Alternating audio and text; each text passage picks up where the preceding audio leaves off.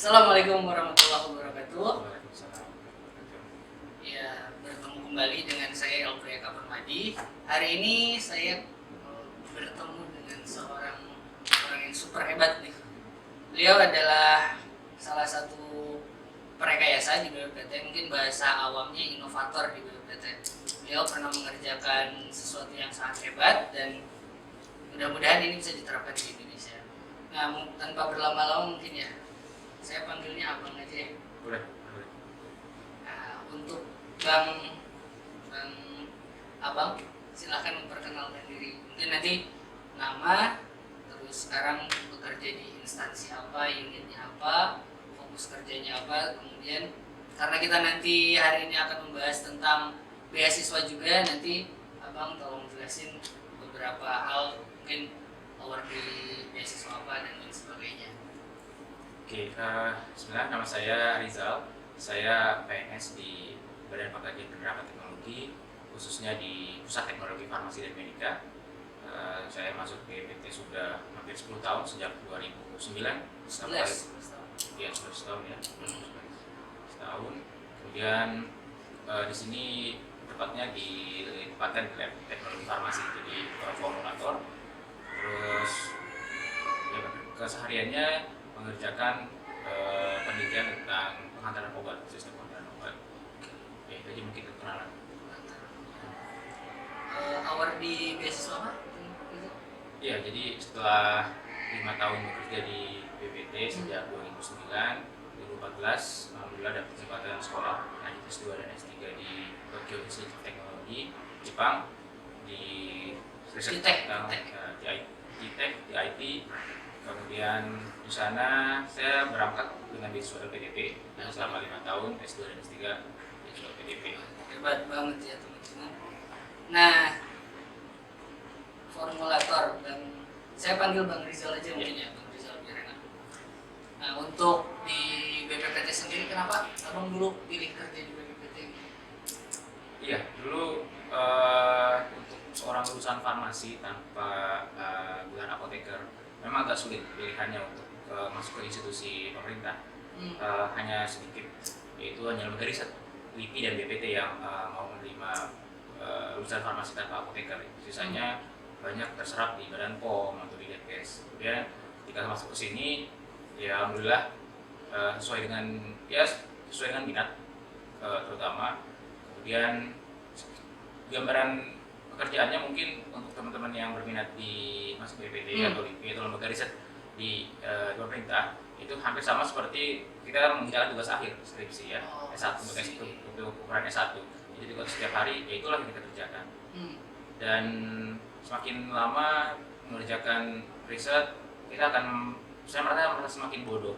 Jadi kita perlu meningkatkan kompetensi kita, dan di sini di BPT dan kebanyakan lembaga riset di Indonesia, sekolah lagi untuk pasca sarjana S2 S3 adalah sesuatu yang memang di encourage oleh institusi kita. Jadi makanya ya saya mencoba sampai beberapa beasiswa untuk bisa lanjut S2 S3 di luar.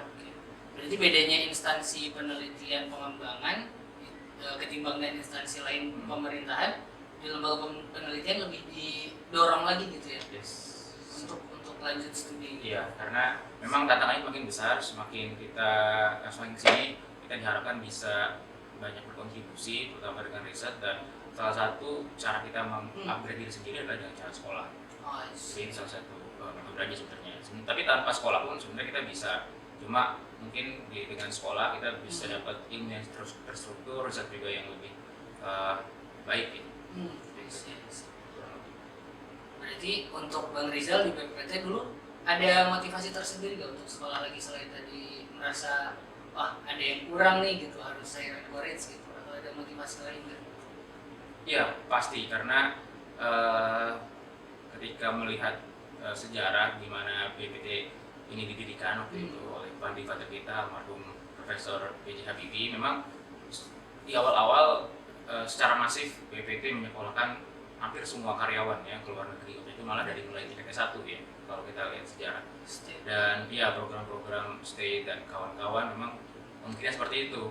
dan di sini juga sangat banyak lulusan-lulusan luar negeri yang sudah sama senior, dan setiap hari berdiskusi dengan mereka, bukan hanya masalah keilmuan tapi pengalaman hidup mereka, berkelana juga menuntut ilmu di luar negeri, sangat mengencourage kita anak-anak muda untuk sekolah lagi, dan disitulah saya mulai termotivasi. Setuju.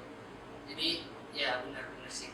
Yang saya rasakan juga seperti itu. Salah satunya dari Bang Rizal nih, dimana kita tuh ternyata yang kita dapat selama sekolah atau S1 gitu ternyata belum ada apa-apanya gitu ketimbang dengan yang di dunia ini atas telah ditemukan dengan segala tantangannya gitu. Nah, untuk pertimbangan sendiri, untuk misal ada teman-teman nih yang bingung sekolah di dalam negeri atau lanjut sekolah di luar gitu, kira-kira pertimbangan yang sangat mendasar itu apa? Pertama mungkin hal-hal teknis ya. Kalau di hal teknis riset di luar di dalam negeri, ya kita sudah tahu permasalahan dunia riset di dalam negeri, terutama untuk kita yang bergerak belajar bahasa ya, itu adalah alat dan bahan, itu masih kendala utama. Kalau kita bahasa itu maksudnya yang eksperimental. Yes, based on eksperimental, kita harus terkendala masalah alat rusak, kita harus menunggu bulan-bulan sampai teknisi datang. Bahan kita sulit didapat di Indonesia, kita harus impor dari luar, dan itu makan waktu, dan juga dari segi biaya komponen riset bahannya juga lumayan mahal, dan funding riset kita di Indonesia belum cukup tinggi. Jadi makanya itu jadi kendala kalau pertimbangan kalau teman-teman mau lanjutkan sekolah di Indonesia. Tapi dengan sekarang sangat cukup banyak beasiswa ke luar negeri, kenapa nggak consider untuk sekolah ke luar negeri? Memang tantangannya lebih besar, tapi benefitnya juga nggak kalah besar dari segi dana riset, dari segi fasilitas, dan juga faktor penunjangnya sudah cukup mumpuni. Jadi ya itu mungkin pertimbangannya. Berarti kalau rekomendasi Bang Rizal, kalau misalnya bisa di luar aja gitu? Iya, selama kita bisa mendapatkan beasiswanya dan kita termotivasi, jadinya setengah-setengah gitu. Kalau mau sekolah luar negeri harus benar-benar diniatkan, karena yang sampai nggak siap, beasiswa sudah dapat tapi di dalam diri hasilnya belum terlalu siap, bisa stres, karena ya sebanding lah tingkat stresnya sama dengan fasilitas yang kita dapat nanti di luar negeri. Siapin mental juga berarti ya? Yes. Nah, terus kalau Bang Rizal sendiri pertimbangan dalam memilih beasiswa itu seperti apa gitu? Pertama, misal negaranya harus yang kayak gimana gitu. Kalau misal kita tahu kan beberapa karakter masyarakat suatu negara itu beda kan antara satu dan yang lainnya. Terus kita perlu gak gitu memilih jenis beasiswanya seperti apa gitu? Ada yang cuma bayar untuk kuliahnya aja, ada yang full funded gitu. Itu seperti apa? Pertimbangan pertama yang harus kita pikirkan ketika memilih beasiswa adalah kita ini setelah lulus mau kemana. Ketika kita lulus sekolah kita mau kemana, itu pertimbangan paling utama. Nah, nanti dari sana, misalkan saya sendiri ketika saya memutuskan untuk sekolah, ya saya akan kembali ke BPT karena saya punya ikatan dinas di BPT. Saya sekolah ya karena saya masuk di BPT. Lalu ya saya pasti bakal berpikir saya akan kembali ke sini. Ketika saya akan kembali ke sini, berarti mau nggak mau bidang keilmuan saya itu jadi prioritas. Jadi ketika saya mau memilih negara, bidang keilmuan apa yang saya mau ambil? Karena saya bergerak di bidang formulasi obat, ya karena saya dipekerjakan di lab formulasi obat di BPT ini, ya jadi mau nggak mau saya mencari riset terkait di situ, dan saya pilih negara yang leading di bidang formulasi obat itu. Itu yang pertama, pertimbangan pertama. Dan dari situ nanti baru kita milih lab, milih kampus, milih lab, baru akan lebih mudah kalau dari situ. Kemudian yang kedua adalah terkait sama hal-hal non teknis. Banyak negara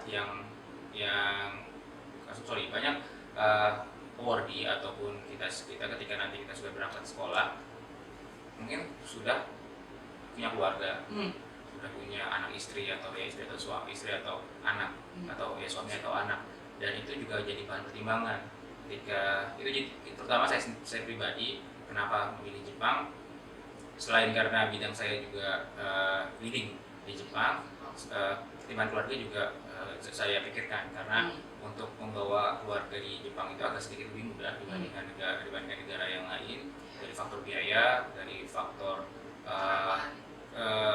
kultur terutama. Itu nggak jauh, secara kultur kita nggak jauh beda, negara Indonesia sama-sama bagian timur belahan dunia. Secara kultur nggak jauh beda, walaupun Jepang sangat ekstrim timurannya, tapi yang lain cukup masih bisa mudah diadaptasi. Jadi kalau misal disarikan, pertama harus tahu tujuannya kita mau kemana. Ya, terus bidang ilmu yang kita tuju itu leadingnya di negara mana. Yes. Terus yang ketiga hal non teknis. Ya, pasti sedikit banyak bakal jadi pertimbangan kita.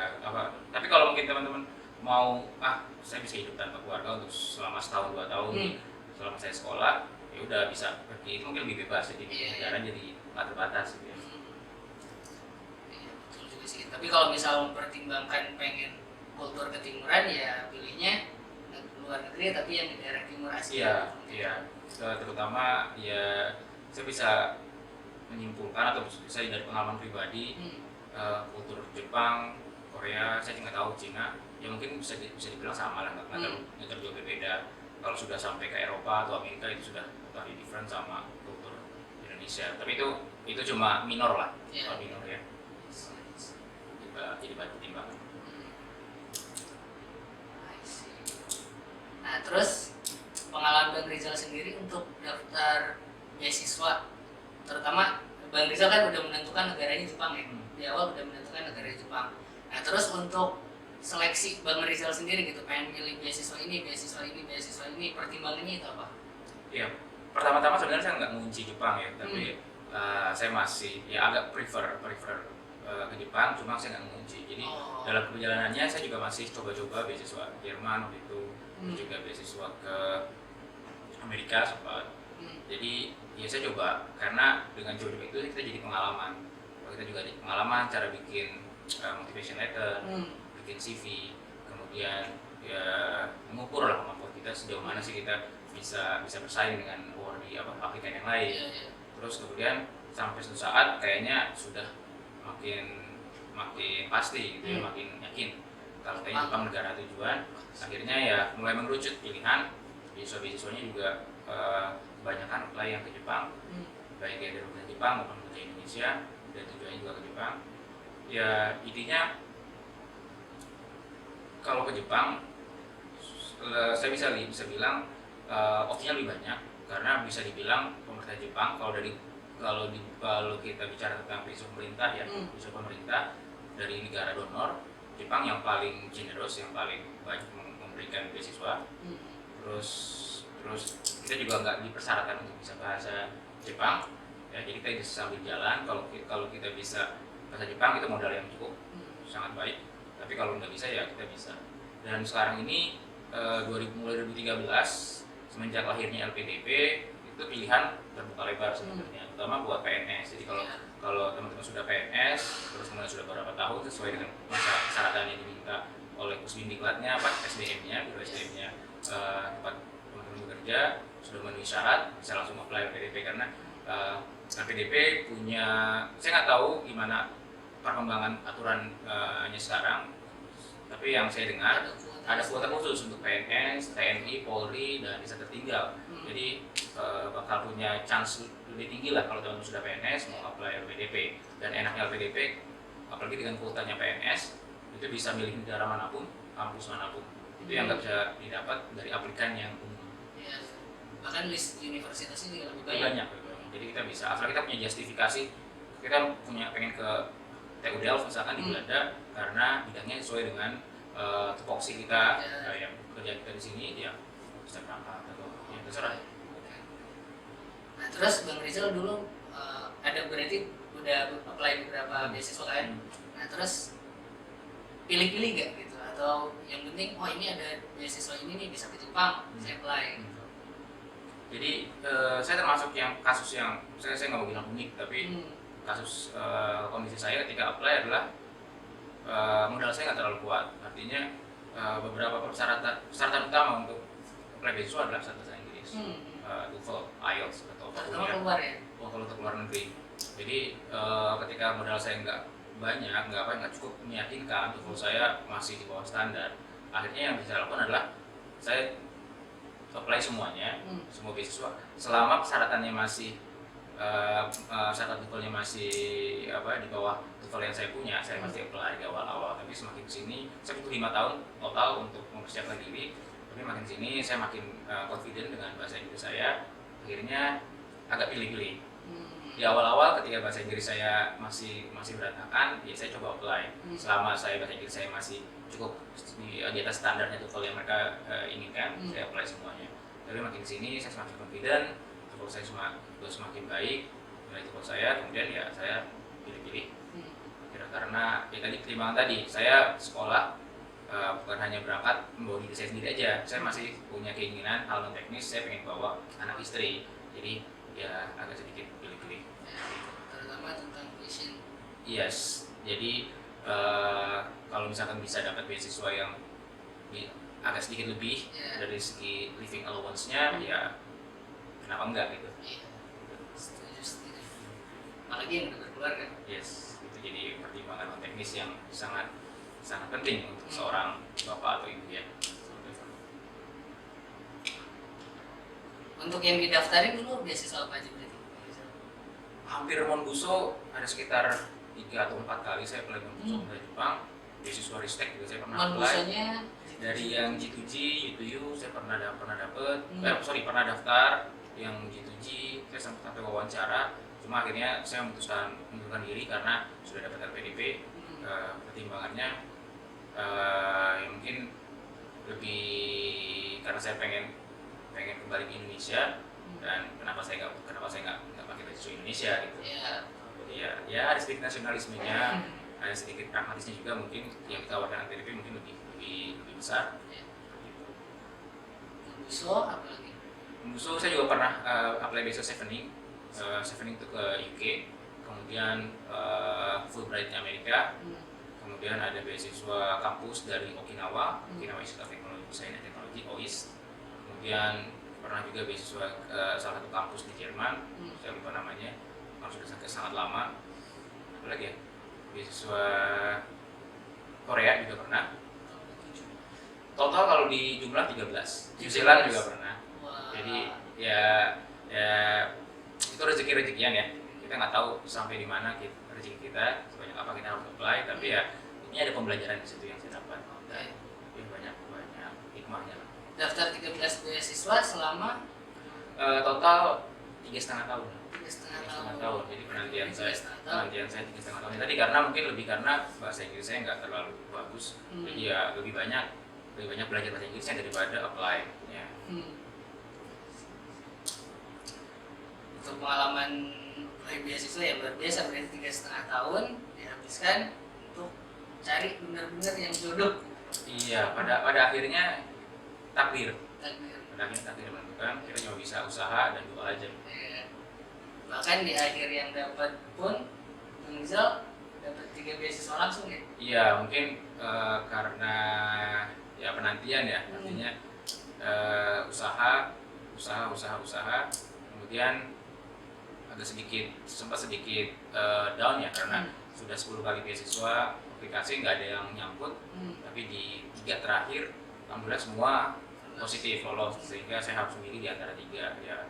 Itu mungkin hikmahnya kali ya, kalau kita terus kerja dan doa, pada akhirnya ya ada pintu terbuka, kalau seperti itu pasti ada pintu yang terbuka. Quotes. Ini yang terakhir ini Bang, tips teman-teman untuk yang ingin melanjutkan atau ingin mengambil beasiswa itu apa aja? Pertama memilihnya, terus persiapannya sama memilih kampus. Ya, pertama kalau kita mengerucutkan kasus, misalkan teman-teman sudah kerja di lembaga riset ya seperti BPD atau LIPI, pertama temukan passion teman-teman. Ya, teman-teman sudah ada passion, bekerja 2-3 tahun di studi riset, punya bidang yang ingin didalami, itu modal utama. Selain modal bahasa Inggris tentunya ya, TOEFL, modal IELTS.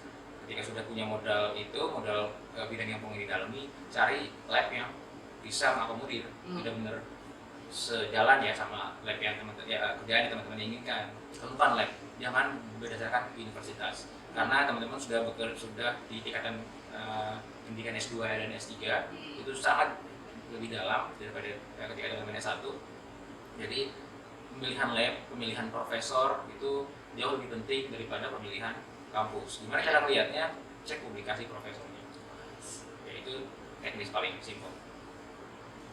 Berarti nggak ada istilahnya kita harus memilih kampus yang ranking 1, ranking 2 gitu. Enggak. Ya itu penting, tapi jauh lebih penting profesor. Karena nama besar profesor, fundingnya, profil laboratorinya itu sangat membantu kita nanti ketika kita menyelesaikan studi kita. Oke. Sip, mungkin itu aja. Terima kasih. Nanti yang selanjutnya kita akan bahas tentang kehidupan orang Indonesia, mahasiswa berkeluarga hidup di Jepang seperti apa. Kita bahas fair, sisi positif dan sisi negatifnya. Terima kasih. Wassalamualaikum warahmatullahi wabarakatuh.